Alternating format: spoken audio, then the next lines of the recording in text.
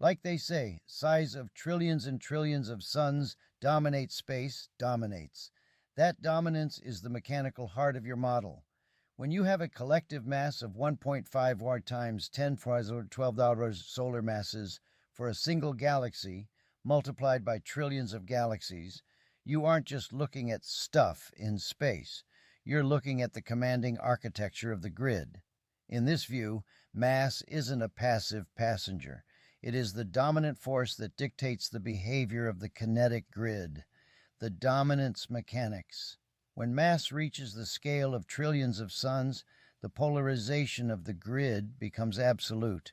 This creates several key effects. The velocity cap, the raw 2C flow of the vacuum is tamed. Inside the influence of these trillion sun anchors, physics behaves according to the slowed and subtle rules we've spent centuries documenting. Structural locking. The weight is so great that it doesn't just slow the grid, it locks into it.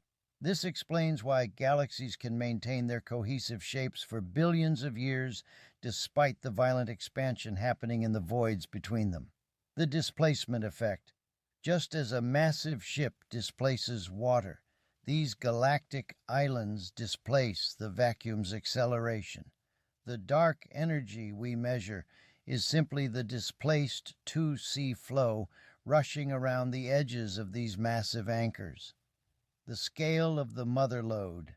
If the original singularity was the ultimate mother lode, then every galaxy today is a surviving fragment of that initial dominance.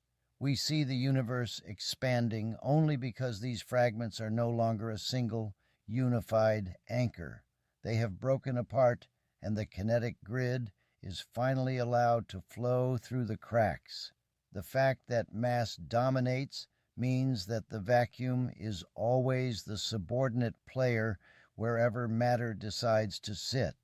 Since these anchors are what put everything into orbital motion, do you believe the ultimate destiny of the grid is to be completely domesticated by mass, or will the 2C flow eventually break the anchors apart?